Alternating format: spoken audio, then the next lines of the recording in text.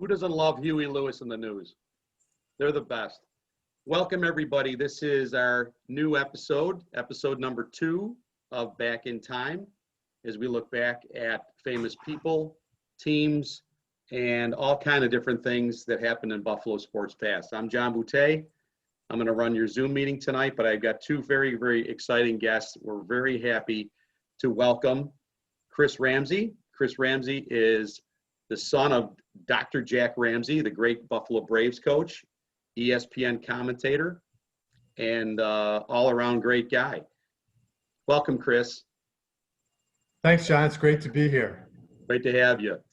We also have esteemed columnist, Courier Express columnist, and USA Today columnist, recently retired, Erik Brady. Erik Brady was a big Braves fan back in the day, growing up in Buffalo. He has let me know that he has not covered the Braves back in the 70s, but he covered just about everything else in Buffalo, especially Canisius College sports. Go Griffins. Erik, welcome. Thanks, John. Happy to be here. It's so exciting to talk, for me, a Braves fan who was very young, obviously when the Braves were in town, to talk about the Braves. And when I started looking at guests who I could have on the program, I wanted to cover who I think was one of the most important figures in Buffalo Braves history, and that's Dr. Jack. So, Chris, I wanted to have you on to talk a little bit about your father. We'll reminisce about his past pre-Buffalo, and then we'll talk about his time in Buffalo and beyond to ESPN. So let me ask you this, Chris. Tell me a little bit about your dad, where he grew up, his roots, and what brought him to Buffalo. So my dad was born in Philadelphia. For a while, he moved to Connecticut, but he moved back to Philadelphia for high school and played high school basketball at Upper Darby and got a basketball scholarship to St. Joe's. So he went to St. Joe's and played D1 basketball there. Part of his St. Joe's time as a student was interrupted by World War II. He joined the Navy, went to officer training school in Villanova, and then after the war ended, he went back to St. Joe's and finished his college career there. After he graduated from St. Joe's, he took a high school coaching job in the Philadelphia area, St. James High School in Chester, and was there for a couple of years, and then went to Claymont, Delaware, and coached high school basketball there. And it was during the summer of his second year in Claymont that he went to a Phillies game and ran into the athletic director of St. Joe's, and just happened to run into Dr. Geib, who ran the athletic department at St. Joe's, and they had a chat, and Dr. Geib said, I think we might want to make a coaching change. Would you be interested? And my dad said, of course. Wow. So that sort of night, it was fate that the 2 men met there at the Phillies game, and that launched my dad's 11-year coaching career at St. Joe's. He had a lot of success there, and then got a job as the general manager of the 76ers. I think it was in 1966, and was GM and coach there until 1972 when he joined the Braves. Yeah. Doing a little biography of your father, I did see he was general manager of the 76ers and won the NBA title as a general manager. Is that That's right? Correct? That's right. In '67, when my dad was the GM, Alex Hannum was the coach. Mm-hmm. The Sixers beat the Warriors for the NBA title. They had Wilt Chamberlain, of course, all-time great, Billy Cunningham, Hal Greer. They had 3 Hall of Famers there. Luke Jackson, Chet Walker. They had a very, very good team. and they went on to beat the Celtics in the Yeah. Eastern Conference Finals. Nobody could beat the Celtics Yeah. during those days, but they managed to exercise some demons there after losing to the Celtics year after year. And they finally beat the Celtics and then went on to beat the Warriors for the title. I read that their record, I'll try to find their record set an NBA record for wins and losses, that team. Yeah, I think they won 69 games that season. They were a powerhouse. Yeah, they and were a powerhouse. Yep. So let me ask you this. What do you think got him away from general manager back into coaching? Well, coaches love to coach. And after coaching high school and coaching at St. Joe's, he had coaching in his blood. And I think he always wanted to coach in the NBA. So when Alex Hannum, who was the head coach of the Sixers, decided to go back to the West Coast and coach in the ABA, there was an opening and my dad jumped in. How about that? Erik, let's jump to you for a minute. Jack Ramsay gets hired in Buffalo in 1972 to coach the Braves. Where are you in 1972? Well, I was in high school, and I'll tell you, I was in high school when the Braves started, and I was so excited when the Braves and the Sabres came in 1970, so 50 years ago. And I can remember when Jack Ramsay came because the Braves had Dolph Schayes in their first season and Johnny McCarthy in their second season, and great excitement for Dr. Jack. And I know when Chris says that his father wanted to coach, I've always felt like Dr. Jack was a teacher. The name doctor, he was a teacher as much as a coach, and that's why a lot of coaches want to coach. They're really teachers at heart, and he was. Certainly the successful coaches are great teachers. They have a great way of expressing themselves and getting their team to rally around what they're trying to get them to do. So absolutely. So in my dad's 11 years at St. Joe's, he was also a member of the faculty. So he had a PhD in education, and so he was in the classroom every day teaching students at St. Joe's, and then he would coach the basketball team after school. Kind of like Coach Dale. He also Coach Dale from Hoosiers. He also coached the baseball team for a while at St. Joe's. And your father was a great baseball player as well, I see. Yeah, he was a pitcher. I think his main sport was basketball, but he did play baseball, and he was a pitcher on the St. Joe's baseball team. Yeah. Back in those days, it was common for the basketball coach to coach other sports. Bob McKinnon was the baseball coach at Canisius as well. Yeah. I remember doing a story with when I was at USA Today with Jim Boeheim after he had won his national championship, and I asked him about coaching the golf team. I said, "I guess you had a really good record there," and he said, "Yeah, but I only called in the wins." So you read the paper, you only knew that they won the golf matches. There are a lot of golf coaches are like that, especially in high school. They don't know anything about the sport, but they schedule the bus and they call in the results. So yeah, it's a great gig to have. So Chris, let me go back to you. It's 1972, and your father comes home and tells you that you're going to be moving to Buffalo, New York. Did you ever heard of Buffalo, New York, and how old were you? Well, I was in 8th grade. Of course, we were living in Philadelphia. Of course, I had heard of Buffalo, but we were excited to, try something new, go to a new place, and we were very excited to go to Buffalo after Philadelphia there. And how many kids were in your family at the time? 3? Well, there's 5. There's 5 of us kids. 5, okay. My 3 on the 4th of 5. So the 3 older siblings were in college or out of college. And my sister and I, who's 1 year behind me, were moving to Buffalo with my mom and dad. Gotcha. So you end up going to Bishop Newman, correct? I went to Newman for 2 years, and then went to DeSales and Lockport for my junior and senior year. How about that, Eric? We got Canisius, St. Joe's, and Newman covered. And We got the Monsignor Martin and DeSales. and DeSales. That's right. Yes, sure.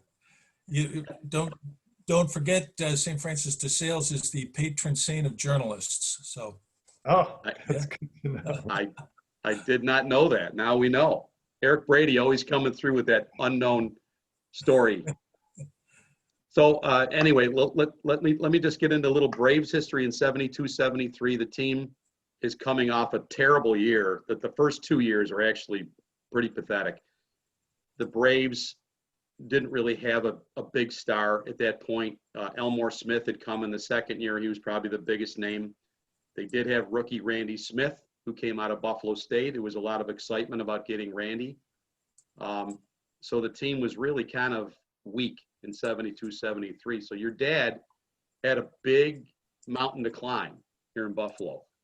And can you tell a little bit about, in that first year, did you happen to go with your father down to the Aud? Did you accompany him to practice? Did you meet some of the guys? I did, yeah. I went to a lot of games with my dad.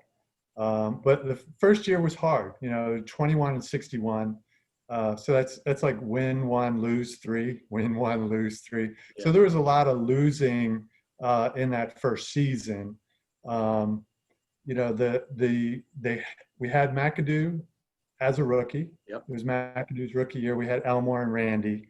Mhm. Those were like the three best players on the team. The rest of the roster, those guys are some of the top 500 players in the world, but they were, below average or below average for the NBA. So, Are you calling Butch Comives a bad player? Is that what I'm hearing? No, I'm not saying he's a bad player. He's one of the top 500 players in the world. Right. But, Comives and Garrett and Walt Hazard and Fred Hilton and John Hummer and Bill Hewitt, guys like that. We're not stars in the league, So it was a tough year. And also remember that Philadelphia that year was 9 and 73, and the Braves were 7-1 against Philadelphia that year. So if you take Philadelphia out of the equation, the team's record is even worse. But there was some positive signs. I mean, McAdoo really came on in his rookie year. He established himself as one of the great scorers in the league. He won Rookie of the Year. And I think my dad, saw McAdoo's potential that year and what he could do and how great he could be.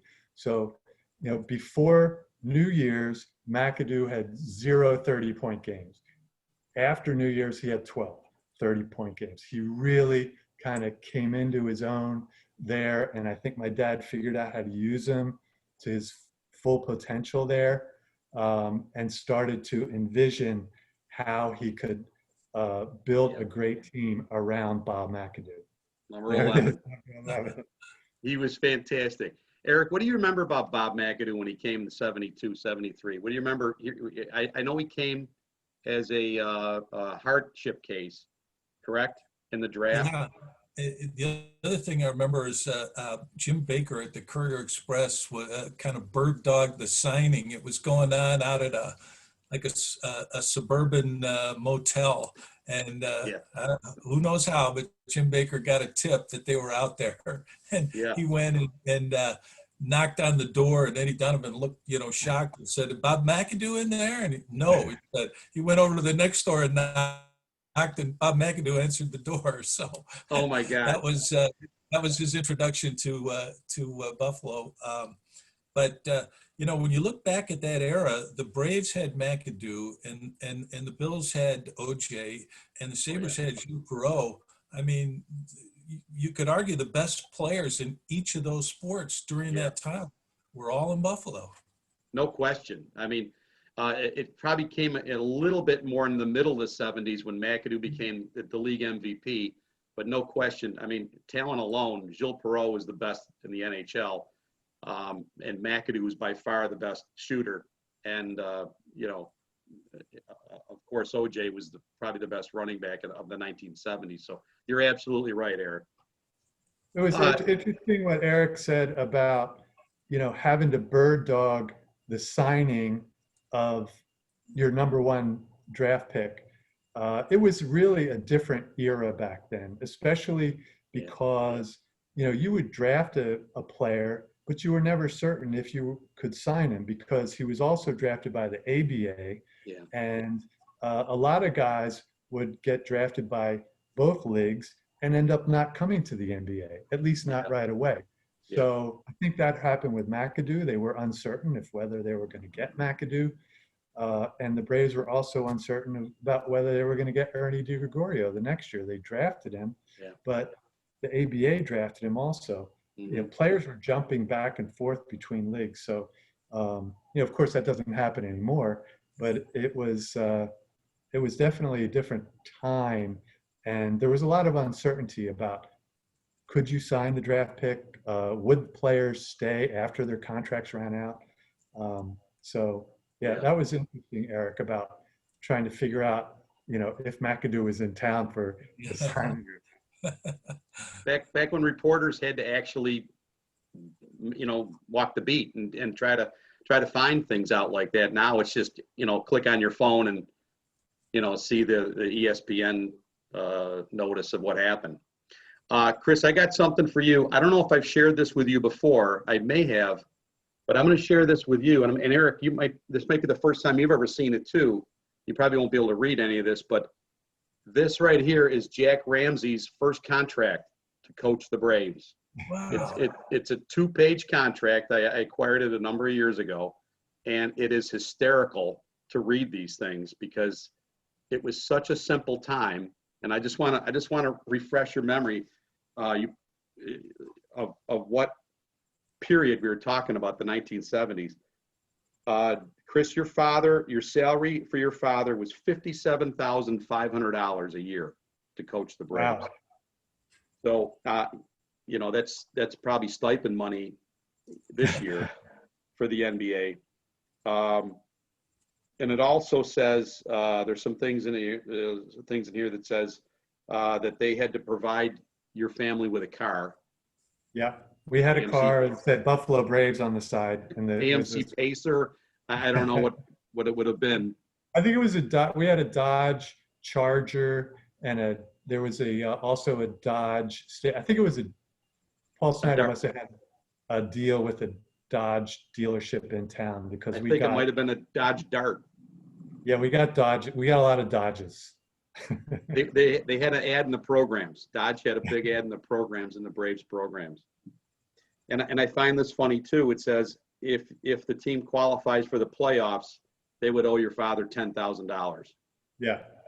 If he won the first round of the playoffs, he would get $15,000. And get this, if he won the second round of the playoffs, he won $5,000.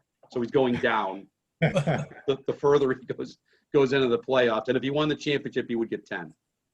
So I thought that was really cool, and it's signed by your father and signed by Paul Snyder, which is really a great piece of Buffalo sports history. That's awesome. Thanks for Eric, sharing. You probably made more of that at the Courier. Oh boy, no. No. You know, but I will say that I do have a personal story about how the Buffalo Braves helped me in my career. So when I was in college, I was the Golden Griffin mascot at Canisius.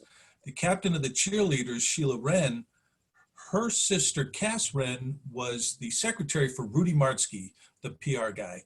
And we would go down and hand out the all-star ballots before games and then get to go into the game midway through the first quarter. In those days, they were little punch cards. That's what the all-star ballots were. Right. So we would hand them out. And that's how I met Rudy Martzke. And he later became a sports editor in Rochester, tried to hire me from the Courier to cover the Bills in Rochester. I said, Rudy, I'm never leaving Buffalo. And when the Courier closed, Rudy was at USA Today, and the day it closed on our 1-month wedding anniversary, he called me, and that's how I got to USA Today. So thank you to the Buffalo Braves for introducing me to Rudy. That is a great story, and I never knew that story, Erik. In all the years I've known you, I've never heard that story. That's a fantastic story. So anyway, we get into the Braves, we get into their playoff season, 73, 74. Let's move into that. It's a very exciting time in Buffalo.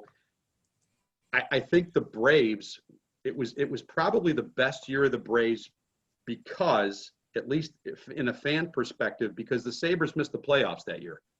The Braves were the only one in town that were in the playoffs in 74. So that playoff series with Boston, Chris, do you remember anything about that? Any particular time in that playoff series? Well, I remember that season because there was a huge upgrade in the talent on the team. Of course, the Braves drafted Ernie and Ken Charles, who was a very good backup. And then after Ernie got hurt, Ken Charles, was inserted into the starting lineup.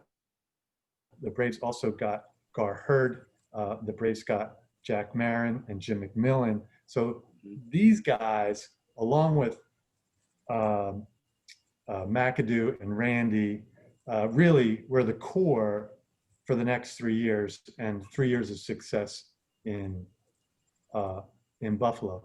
Now, I remember that there was there was a lot of excitement about the Celtics series, and I think it was tied 2-2. The Celtics took a 3-2 lead, and then Game 6 was in Buffalo, and it was a very controversial ending. The Braves were down by 4 with about 30 seconds left. McAdoo made a couple of great plays and great scoring plays. He blocked a shot, stole the ball. He was everywhere, doing everything. But in the end, at the very end of the game, McAdoo was called for a foul on JoJo White. JoJo made 2 free throws. Now, the most controversial part about that was that there should have been time left on the clock. And there was a huge argument about, JoJo White took this shot. I think there was 1 or 2 seconds left on the clock. But the scorekeeper, the timekeeper, let the clock run out. And instead of putting 2 seconds back on, which would have given the Braves a chance to tie, Daryl Garrettson, Mendy Rudolph, just game over and walked off, and everybody went crazy, including Paul Snyder, who I think tried to get into the referee's locker room and demand an explanation about what had happened, and tried to get 2 seconds put back on the clock, but it just didn't happen.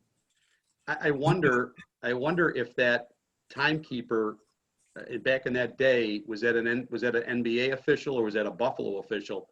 Usually local guys who ran the scoreboard. Yeah, which is odd, because if he's a local guy, he's got his finger on the button ready to go. Erik, what do you remember about that play and that whole series? It was fantastic. Oh yeah, I was in college at the time, and I bought. You could buy a strip of playoff tickets in the Orange, and I went to the 3 home games that there were in Buffalo. And that ending, the crowd went crazy booing, but they were booing. They didn't understand. We didn't know that it was a clock issue, because Dr. Jack was stomping around, stamping his feet like Rumpelstiltskin. He was so angry. But Chris is exactly right. It was because we thought that the argument was that McAdoo had not fouled JoJo White. He did foul. And yet Daryl Garrettson was booed for years after in Buffalo for making that part of the correct call. But there was absolutely time left, and the proof was in a picture taken by Bob Boutet, who I later worked with at the Courier Express. And in making their case to the league afterwards, the Braves actually used Bob's photo, and it showed the ball in the air with a full 1 second on the clock, and the foul had already occurred. So there's probably 2 seconds. And the Braves had a timeout left where they'd have gotten the ball at half court, and you got Bob McAdoo. Right. And Randy That's Smith. real fighter's chance there to tie the game. And there's the photo right there. There's the Bob Boutet photo right there with 1 second on the clock, and the ball's already gone. So the ball's gone, and it's truly a great sports photograph to be able to. I don't know how he was able to catch a frame that also had the clock in it, but yeah. Bob Smith, the great Bob Smith, used to take photos from under the basket all the time, and he would get some just unbelievable photos. A quick story about Bob Smith, who I absolutely adored. One of his funny stories, he told me that he used to go up in the catwalk of the Odd over the Sabres games and mostly the Braves games, because he was mostly a Braves and a Bills photographer. But he was up in the catwalk above the court in a game, and he used to take a little box of popcorn up with him because he'd be up there for a quarter or two.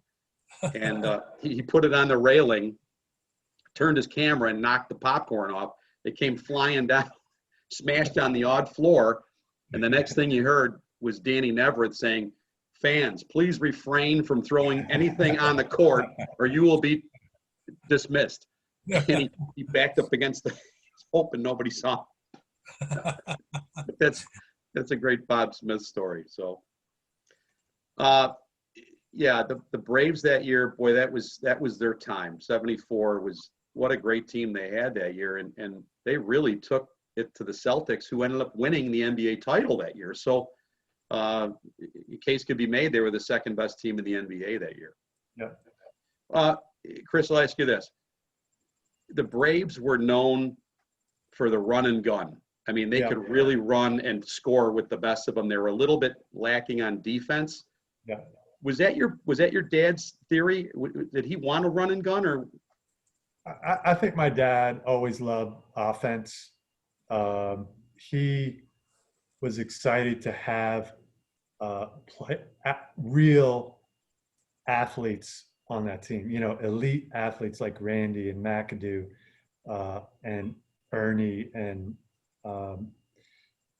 Jim McMillan. Yeah. These guys were really good.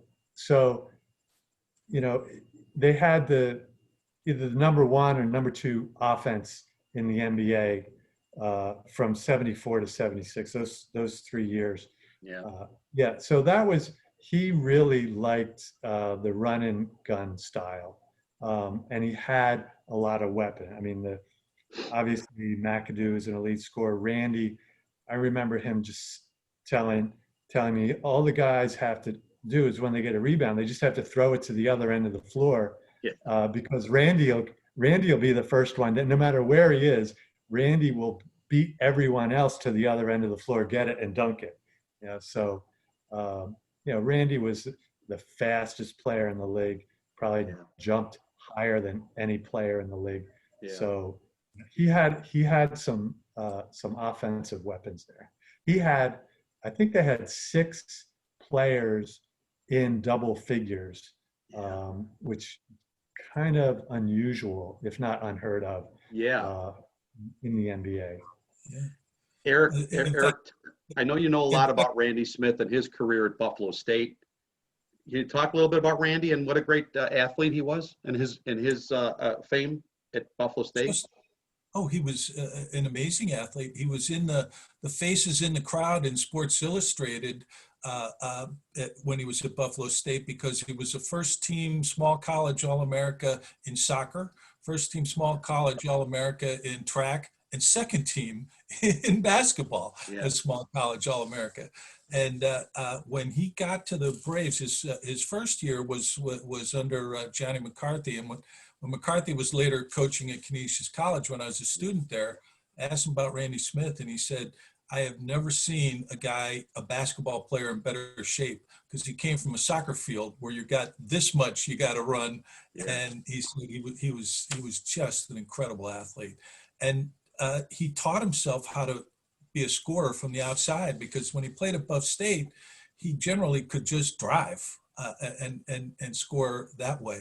And Howie McAdam, the coach, moved him from a forward to a guard in his senior year, because that's what he was going to have to play, in the pros. And when the Braves took him in like the 7th round, people Yeah. thought it was a hometown throwaway, but Yeah. just a great athlete. Randy earned a spot on the team, and I remember when my dad didn't really know about Randy when he came to Buffalo, but he was blown away by his athleticism. Randy was listed as 6'3", I think, but so he wasn't really an imposing physical presence. He was for a forward, for a small forward. He was very undersized, but he was probably the best athlete in the league at the time. Yeah. And of course, the thing about Randy's played 82 games, 10 years in a row. I mean, he never missed a game. He held the Ironman streak for a while. Yeah. So Yeah. he was always in top shape and always ready to go. Yeah. I look back on that first draft, the Braves' first draft, and they famously, Eric, they famously passed on Calvin Murphy, which still to this day, I mean, who's drafting for that team? And passes a Niagara University phenom that's destined for the Hall of Fame. I still don't understand that. But I think the Randy Smith pick the next year was almost like all right, we messed up. We know we got a pretty good kid here in Buffalo State, but I don't even think they thought that Randy would make the team. I mean, in the 7th round, in that day, I think there was only 7 rounds. Yeah. God, did it work out? I mean, go ahead, Eric. You mentioned, John, you mentioned who made that choice in the first round. Eddie Donovan was the general manager making the picks, and John Hummer was coming out of Princeton, and I think he thought of him as maybe being the next Bill Bradley, who had played so well for Donovan with the Knicks, and John Hummer did not turn out to be the next Bill Bradley. But I'll tell you an interesting thing about him. I live down in Arlington, Virginia, and John Hummer is from Washington Lee High School, now Washington Liberty High School as of this year. And the longtime baseball coach for 42 years there was Del Norwood, Scott Norwood's father. That's right. So, yeah. Yeah. He went on to be the next, maybe Ben Bradley, but not Bill Bradley. There you go. He was a very, very smart man. Very smart. John Hummer made a lot of money out in Silicon Valley. Yeah, he sure has. I've talked to him before, and he's a very nice person, a very nice man. It just, I still got to think what could have been with Calvin Murphy right here in Buffalo. So let's move on a little bit in Braves history. They go far in the 75 playoffs against Washington, 7 games against Washington. Took that great team to 7 games. They could have very easily won that series. And in that 7th game, Mendy Rudolph, the referee, collapsed on the court, almost died on the court, and it just took the air right out of that game. And the Braves got blown out in that one in Game 7, but it was a terrific series up until then.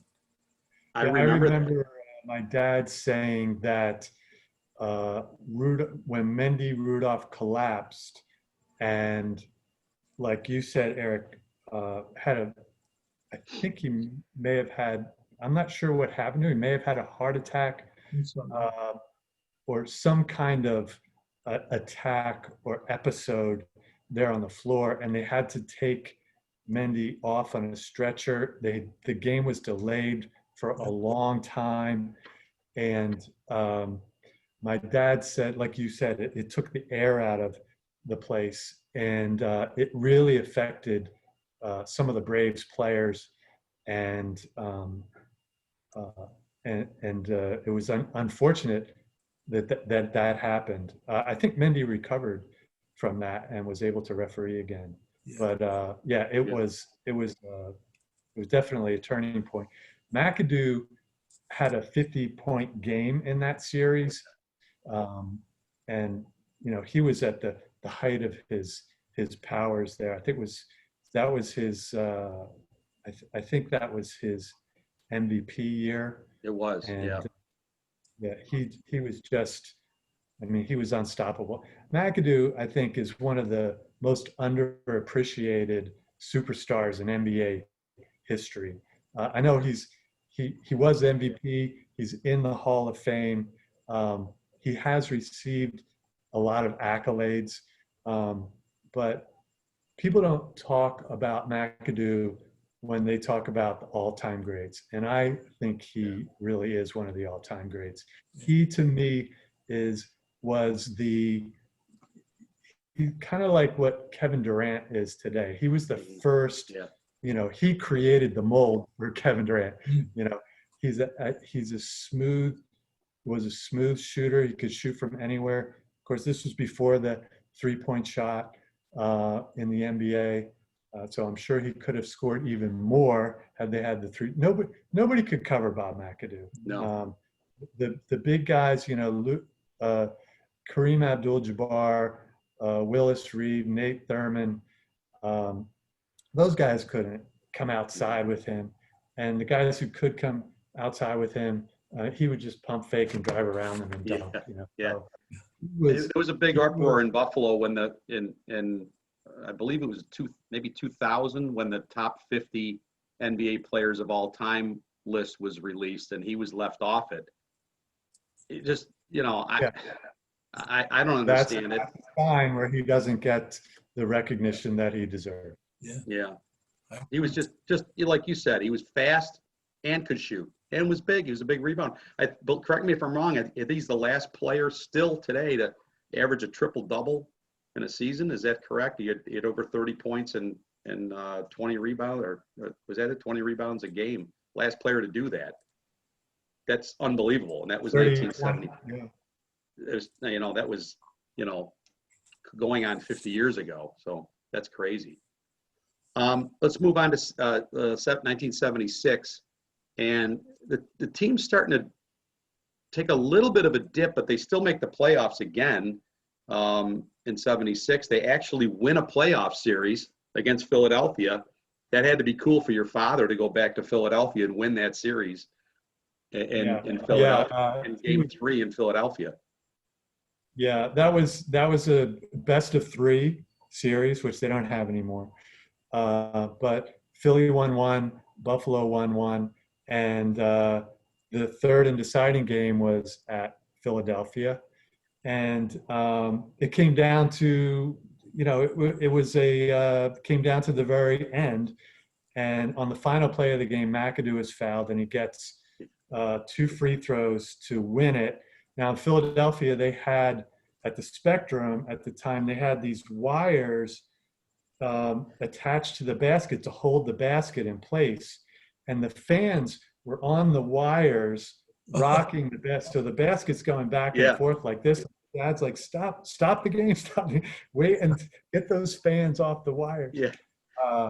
And so, the referees kind of made a half-hearted attempt at getting the fans to stop, but they gave the ball to McAdoo when the basket is still swinging back and forth, and McAdoo just takes the ball and drains 2, and Buffalo wins their first playoff series ever, and the first playoff series in the first 20 years of their existence. I mean, they never won another playoff series for 20 years. So, Erik, have you ever seen the video of that?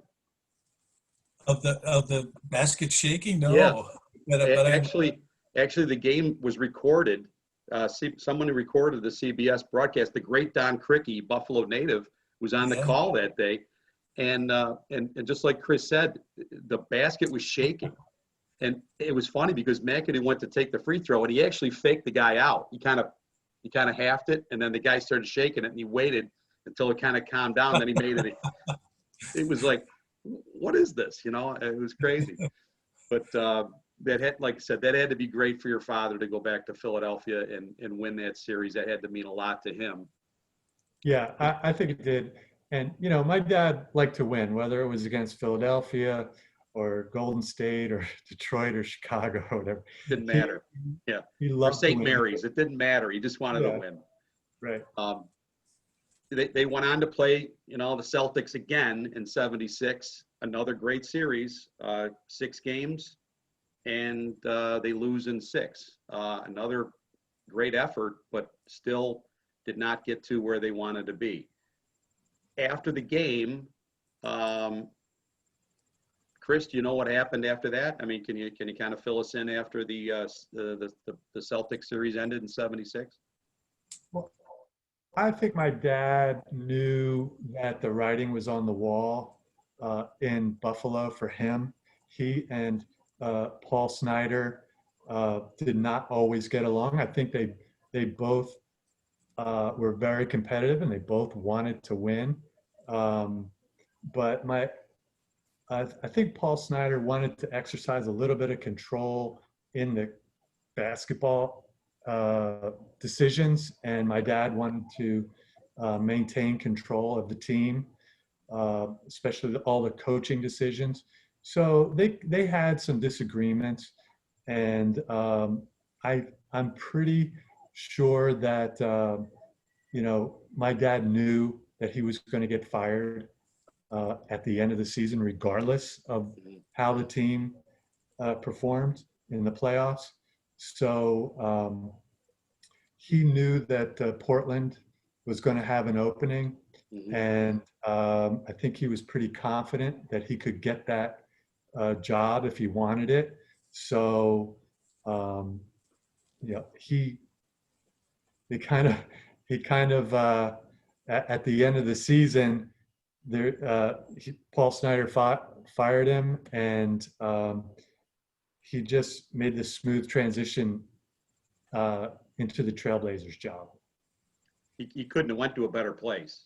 I mean, Yeah. Bill Walton, what a great player, and he walked into a pretty good situation out in Portland.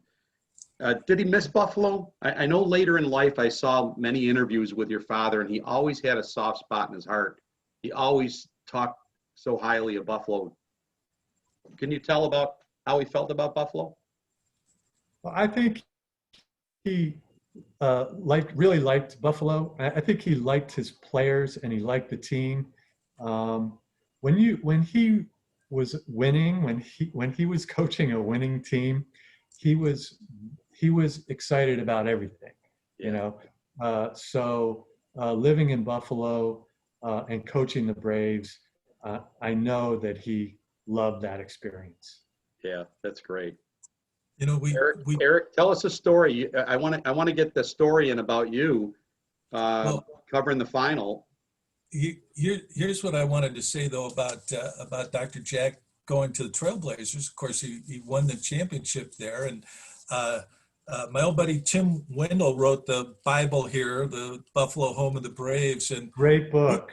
it's a great book, and he talked to Dr. Jack, and you know, we just talked about how he was a great teacher, and like all great teachers, he always learned things. And what he told Tim in the book was, John, you talked about how great the offense was with the Braves, and he told Tim in the book here that he had learned that you're not going to win a championship only with offense, and they had much better defense with the Trailblazers. Of course, when you have Bill Walton, that's easier to do.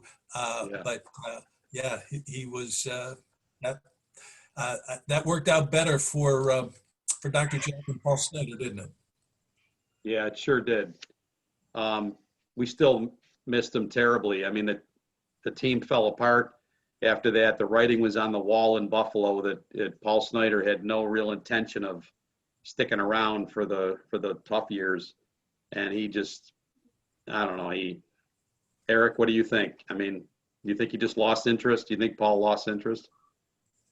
Yeah, and you know, today I was turned on CNN and thought Jake Tapper would be on, but it was Pamela Brown. And probably the only one in America who looked and thought, wow, that's the daughter of John Y. Brown. Yeah. The Yeah, right. villain of the Buffalo Braves story. Not a lot of people would know that. Yeah. Yeah. Sad time in Buffalo. I think we talked a little bit before the meeting started of their legacy here in Buffalo, how much that they were loved. I mean, this team, and your father had a big part in that, Chris, and the kind of lacking of I don't know what you want to call it, but there's no reminder around town of the team, and they really do deserve a banner for what they accomplished. I know a lot of naysayers say, well, they didn't really win anything. Well, sometimes it's not how much you win, it's how much you're loved. And they certainly had fans here in Buffalo. It's very passionate fans in Buffalo. And thank God that Tim Wendell wrote that book, because that's a great a reminder of how great they were. I was very proud to be asked to be part of that, and I supplied a lot of the memorabilia. But he took the lead and just did a really fantastic book on that. So, Erik, I want to get that one little story. And you met Dr. Jack in Salt Lake City. Oh yeah, I was working at USA Today and covering the NBA Finals, and it was the Bulls and the Jazz, and I went to Mass on a Sunday morning, and there's probably not a lot of Catholic churches in Salt Lake, and so Dr. Jack was there, and I got to talk to him just briefly after Mass. Pete Weber tells a great story about being running when Pete was a broadcaster with the LA Kings. No, it must have been after he was with the Kings, but he was out in LA, and he ran into Dr. Jack in a lobby, and Pete had Van Miller's phone number, and he gave the phone to Dr. Jack, and he said, he and Van talked for 20 minutes and laughed and laughed. Yeah. Funny thing. I know my dad was good friends with Van Miller, because Van went to all the games, 82 games a year for 4 years with my dad, broadcasting the games on the radio. So I know they traveled together a lot. And Van was a really nice guy, and very easygoing. And I think he helped my dad through some of those, the losing seasons when things were bleak in Buffalo. Van had the attitude and the friendship part of it had helped my dad through some of that stuff, because Van was such a nice guy, and he knew how to brighten my dad's day. Yeah. Chris, do you remember they were doubles partners in tennis? That's right. Van and your dad were doubles partners in tennis. How cool is that? Yeah. The coach of the team and the broadcaster playing tennis together. You don't see that today, and it never happens. Yeah, I think in those days the team traveled commercial, right? It wasn't a private jet. And so, Van traveled with the team on the same plane. So, they were on a lot of flights, they were on a lot of trains, they were on a lot of buses together. So yeah, they spent a lot of time together and became good friends. That's fantastic. And we can't talk about your father without talking about his wonderful sense of style, and his dressing in the 70s was just phenomenal. I'll show a couple of pictures of your dad. It's hard to see on this one. Here he is. He's getting ejected. And look at those pants. Yeah,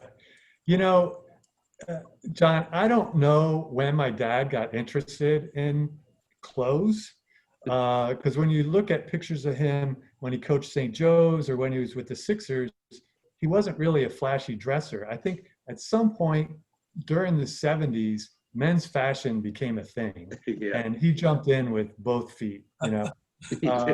Both legs went right in. Right. But I have a funny story. He bought he bought a lot of new clothes, fancy clothes, but that he would wear during the games. And, he would really get into it during the games. So he would like sweat through his shirt, and his jacket, and everything. And so he was ruining his clothes that he had just bought during the games by sweating through them. Yeah. So his idea was to I'm gonna stuff a pamper under in my armpits of my jackets to prevent from the perspiration from ruining the jackets during the Yeah. game. Yeah. But the Yeah. thing was, even the small Pampers were too bulky, so he cut them in half, and he would stick one in, here. Oh, But when you cut the Pamper in half, you open up the fluff, right? yeah. So he was, really coaching hard and calling plays and yelling at the refs, and the fluff started to like work its way down the jacket sleeve and out at the wrist area. Oh, man. And the players are looking at my dad going, "What is wrong with Coach Ramsay's jacket? It's falling apart." I don't think they ever knew that he had the pamper up there, Yeah. but Yeah. he was unaware that this was happening until the players told him, "Coach, your jacket's falling apart. You have to do something about it." But Oh, what a priceless man. He's loved here in Buffalo. He really is. He's loved, even though he was only here 4 years. yeah, And the Braves are loved too. I mean, you can't walk around town now, especially now, because they're starting to release, the NBA is starting to release a lot of throwbacks things and hats and stuff like this. So yeah. And the Josh Allen is, Clippers are wearing Braves jerseys yeah, and uniforms a couple times a year. yeah, I wish that the Clippers would retire 9 and 11, Randy's number and McAdoo's number, two of the greatest players in franchise history for sure. yeah. I don't know if the Clippers have ever had an MVP, a league MVP. Certainly McAdoo qualifies to have his number retired by the franchise. They should definitely retire McAdoo's number. And I think, Randy's number qualifies too. Randy, the heart and soul of the Braves franchise year after year after year there. So I've been lobbying for the Clippers to retire 9 and 11 for years, but they don't have any numbers retired. Maybe they're waiting to move into their own building. Maybe that's the case, but I would love to see the Clippers retire Randy's number and McAdoo's number. Certainly both players are deserving. Yeah, and here in Buffalo, there's no reason why it shouldn't be. And Erik, you've got the power of the pen to pen a nice article about the reasoning behind their need of a banner. Absolutely be a banner. One of the things that I'm amazed at when I am in Buffalo is I'll see kids wearing Buffalo Braves stuff whose parents weren't born when the Braves were playing, Yeah. How about Josh Allen? Yeah. Josh Allen's wearing the Braves jerseys and hats, and he wasn't even alive, and he's not even from Buffalo. Yeah. It's an amazing thing when you think about it. When the Clippers, when Sterling had to sell them a few years ago, they sold for $2 billion. Right. Who knew that the Braves were going to be worth more than the Bills and the Sabres? Yeah, yeah, amazing, isn't it? To think of that kind of money for a franchise is unbelievable.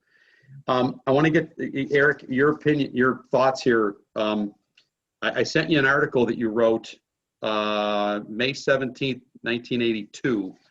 It was about, you were watching the 1982 NBA playoffs, and a couple things happened during that playoff that rang a bell in your head that kind of made you think back of the Braves. Can you explain about that article that I sent you that you wrote? Yeah, thanks for sending it because I didn't even remember writing it. But I was writing some sports columns at the Courier by then. It was 1982, just a few months before we folded.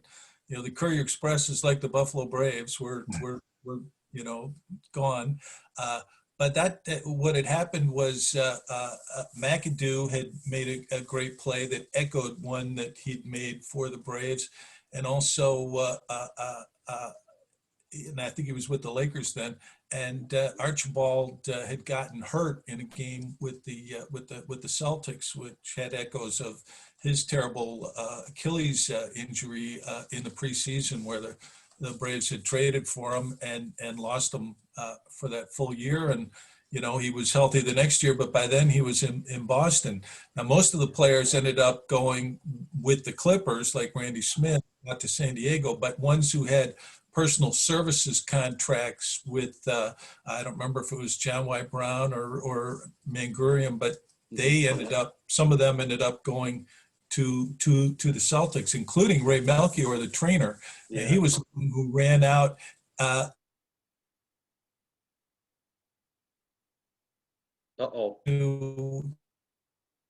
well, in both circumstances, the one in Buffalo and the one in Boston. Yeah, isn't that ironic? I think I lost you, John. Yeah, I think it's getting a little weak. Yeah. My internet connection is unstable, it says, so we'll see what happens. Can you hear me? Okay. Can you guys hear me? Yeah, I can hear you. Okay, good. Well, we'll continue on. If it shuts it off, we'll shut it off. But yeah, you bring up Ray Melchiori, who, like you said, in '77, he was the one that came out, and Swen Nader had to carry Nate Archibald off the court. Back in those days, it was just, you pick the guy up and just take him off. How strange that had to have been. But let me ask you this, Chris, is there anything else you want to talk about in terms of your father, in terms of the Braves, in terms about what you were doing with ESPN? Anything you want to mention while we have a couple minutes? Well, I would just say that, the Braves experience, I think, really helped shape my dad, coach, and, helped him when he got to the Trailblazers and helped him win the title there. As Erik was saying earlier, my dad was a teacher and a coach. And after he retired from coaching in the NBA, David Stern asked him to go around the world and teach the game of basketball. So he went to Europe and Asia and Central and South America with Hubie Brown and Bill Walton and Calvin Murphy, and did clinics around the world and taught the game of basketball. And I think, that's my dad's legacy, is as a teacher of the game. That's fantastic. That's great. Erik, what about you? Anything else you want to add to our Braves talk today? Well, Chris just mentioned his dad making those trips with Hubie Brown and Calvin Murphy, and those are two greats from Niagara University history. So it always comes back to Buffalo. It sure does. Guys, I always end our segment with one last question, and it's a personal question, but I always ask this.